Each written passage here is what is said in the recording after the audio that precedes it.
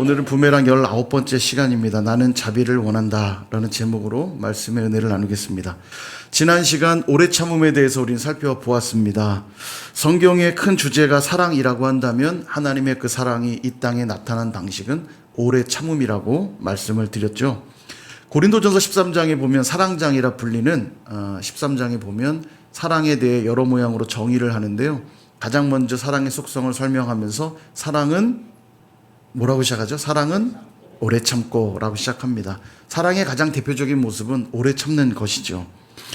그렇습니다. 하나님이 우리를 사랑하셨는데 어떻게 사랑하셨냐면 오래 참음으로 우리를 사랑해 주셨습니다.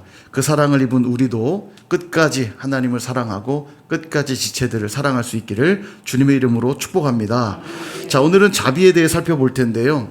카인니스라고 하는 이 자비는 헬라어로는 크레스토테스라고 합니다. 크레스토테스라는 단어인데 이 단어는 뭐 예상하신 대로 착함, 호의, 선함 이런 의미들을 담고 있습니다. 그러니까 나를 위한 것이기보다는 다른 이들을 유익하게 하는 자질, 그렇게 설명할 수 있죠.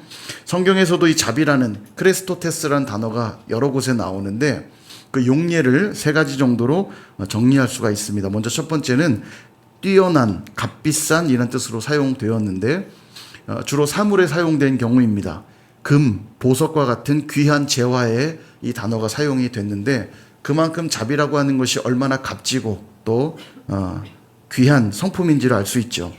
실제로 우리 주변에서 친절하고 자비로운 사람을 보게 되면 그 사람이 베푼 호의로 인해서 마음 문이 활짝 열리게 되는 경우들을 많이 보게 됩니다.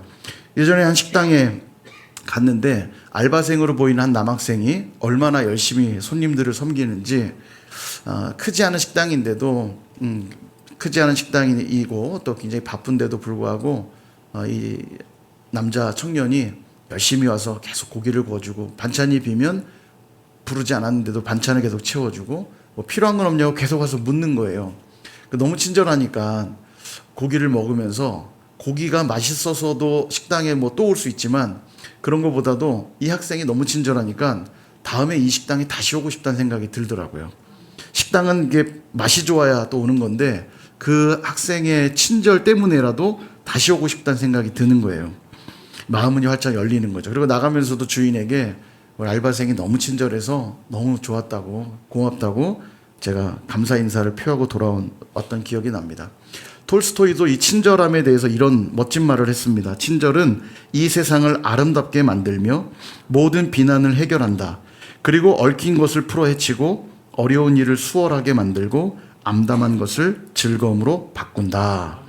예, 정말 아멘이 절로 나올 만한 참 좋은 표현이에요.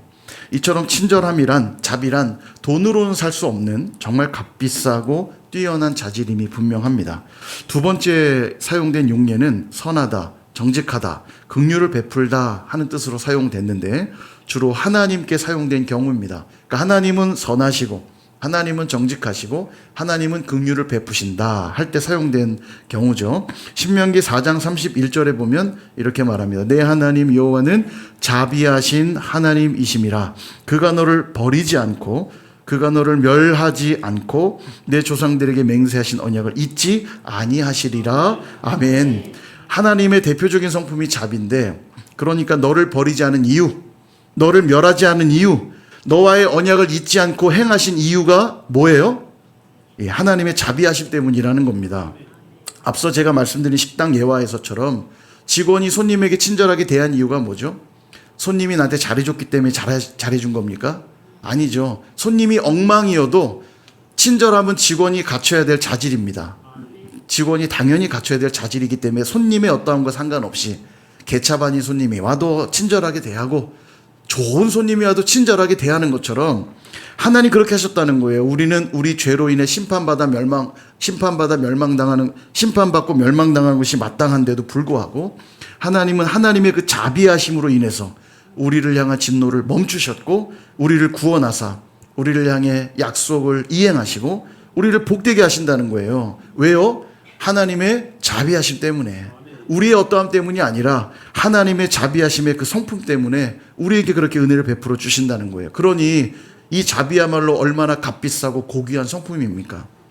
예수님께서도 자비를 귀하게 여기셨습니다. 예수님과 제자들이 안식일에 밀밭 사이를 거닐고 있었어요. 배가 고팠던 제자들이 밀 이삭을 비벼서 먹습니다. 근데 보고 있던 바리새인들이 예수님께 와서 정죄하는 거죠. 당신의 제자들이 안식일을 범하였나이다.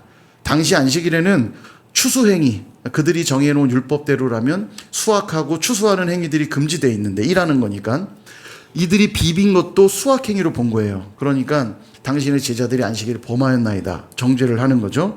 이때 예수님이 그들의 그 이야기를 듣고는 이렇게 답을 하십니다. 마태복음 12장 7절. 나는 자비를 원하고 제사를 원하지 아니하노라 하신 뜻을 너희가 알았더라면 무죄한 자를 정죄하지 아니하였으리라. 아멘. 여러분, 여기 지금 자비를 원하고 제사를 원치 않는다고 말씀하셨는데, 제사는 뭐냐면 사람이 만든 제도가 아닙니다. 하나님이 만드신 제도예요. 제사를 통해서 하나님께 나오도록 하나님이 정해놓으신 규례입니다. 그런데 여러분, 제사를 통해 하나님을 만난다는 게 내가 제사를 드렸기 때문에 하나님을 만나는 건가요? 그렇지 않습니다. 하나님이 그 제사 제도를 통해 우리를 향해 자비를 베풀어 주셨기 때문에, 만나 주시기 위하여 그 자비하심으로 제사를 만들어 주셨기 때문에 만나는 거지, 내가 제사를 했기 때문에 하나님을 만날 수 있는 것이 아닌 거죠. 자, 제사가 큽니까? 자비가 큽니까? 자비가 큽니다. 예, 당연히 자비가 크죠. 내가 제사를 드렸기 때문에 만날 수 있는 게 아니라, 제사를 드리기만 하면 내가 만나 줄게 라고 하셨던 하나님의 자비 때문에 만나는 거기 때문에 당연히 자비가 큰 거예요. 그런데 그들은 자기들이 조금 뭔가 잘 지켰고 뭔가 조금 행동했다라는 것들 때문에 누군가를 정죄하고 있다는 건 하나님이 자기들을 향해 베푸는 자비를 알지 못했기 때문에 정죄나 하고 있는 거라는 얘기를 하고 계신 겁니다. 너희들이 정말 자비를 원하고 제사를 원치 않는다 하신 하나님의 그 뜻을 제대로 알았더라면 정죄할 일이 없을 것이다. 그 얘기하는 겁니다. 여러분, 아무리 중요한 제사라고 해도 자비보다 중요할 수가 없는 거예요. 왜냐하면 하나님의 자비가 아니라면 우리가 아무리 열심히 예배를 드린다 한들 하나님을 만날 수 없기 때문입니다. 그러므로 자비 없는 제사는 소용이 없는 거죠. 그러니까 하나님은 우리를 살리기 원하셨고 우리를 돕기 원하셨고 먹이시고 입히시고 돌보시고 또 언약도 맺어주셨고 율법도 허락하셨고 선지자도 보내주셨고 마침내 당신의 아들 예수 그리스도까지 보내신 이유가 뭐예요?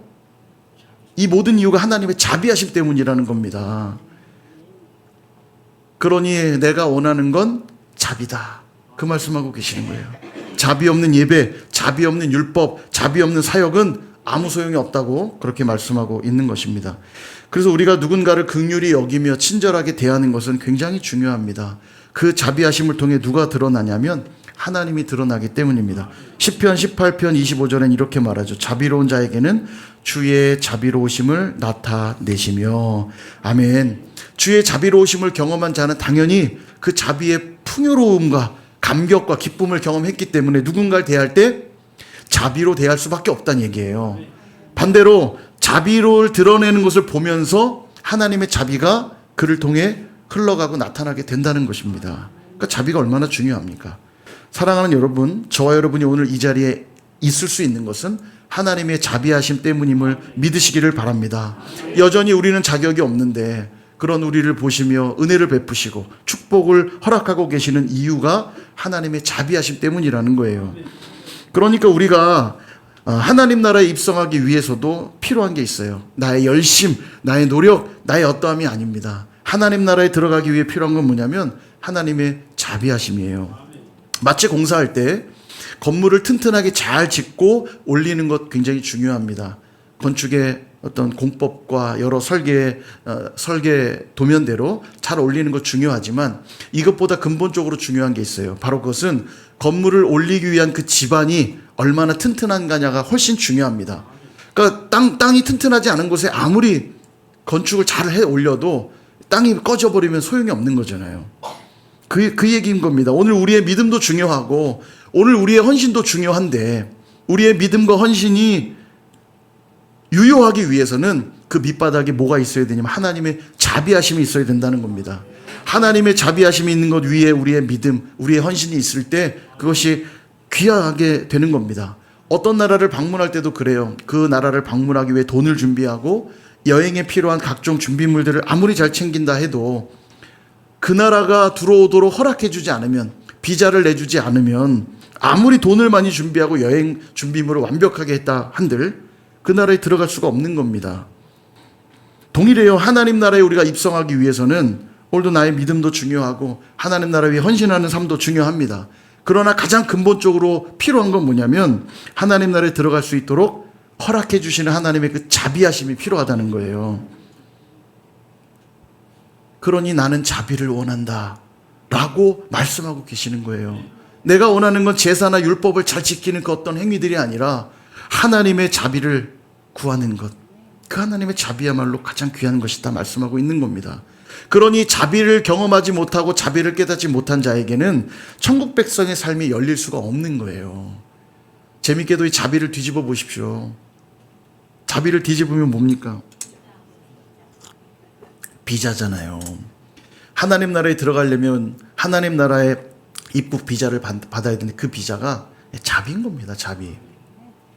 근데 여러분, 이 자비는 딱 한 곳에서만 경험할 수 있어요. 우리가 해외에 가서 자비를 받으려면 영사관, 대사관 가서 받아야 되지 않습니까?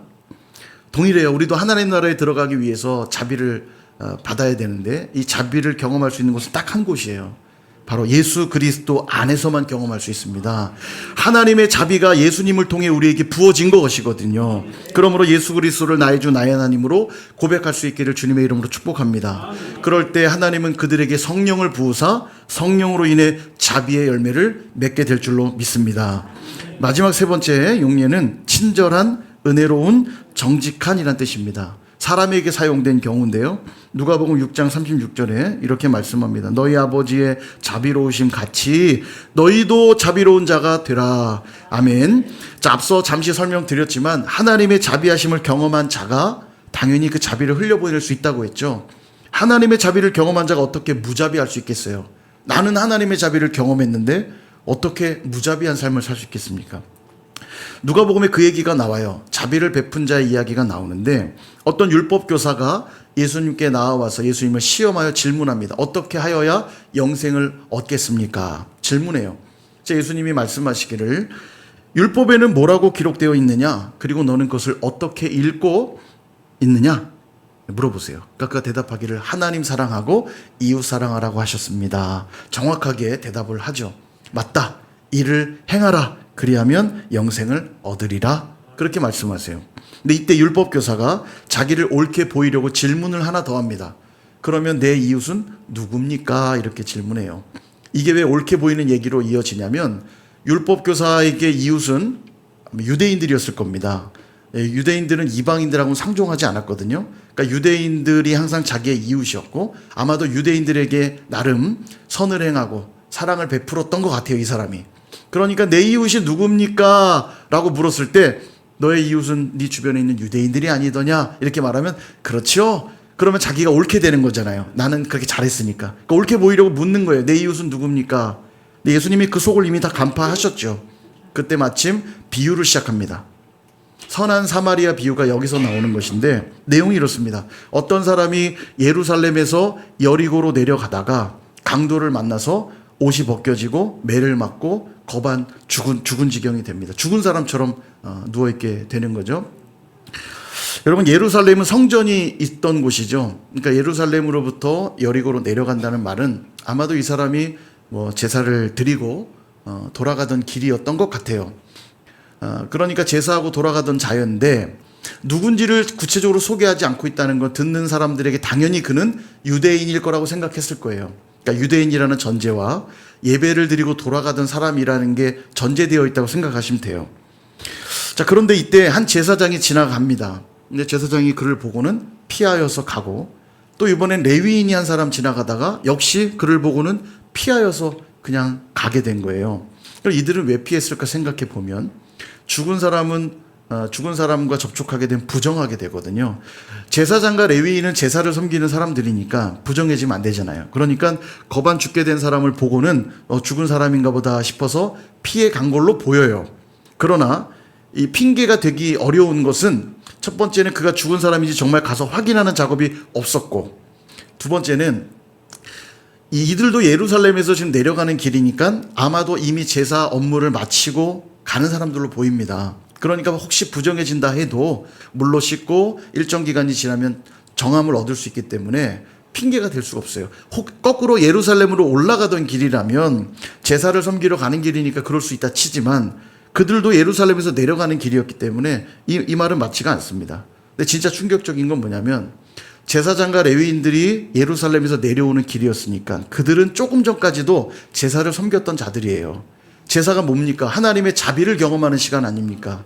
하나님이 자비를 베푸사 제사를 통하여 하나님을 만나는 거룩한 자리를 섬겼던 그들이, 하나님의 자비를 경험하고 나온 그들이 지금 죽어가는 그들을 향해선 무자비함으로 반응하고 있다는 거예요. 이게 충격적인 겁니다.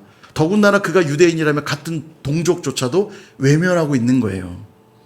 바로 이때 유대인들은 상종치도 않는 사마리아인 하나가 지나가게 됩니다. 유대인들은 사마리아인이 혼혈이라고 해서 사마리아 지역에 살던 예루살렘, 이스라엘 백성들이지만 아수르에 의해 그 피가 섞였다고 해서 사마리아인들은 상종치도 않았어요. 극혐, 요즘 말로 극혐, 혐오했어요. 혐오 대상이어서 요한복음에는 사마리아인들을 귀신 취급했다는 표현까지 나오거든요. 이방인과 똑같이 여겼습니다.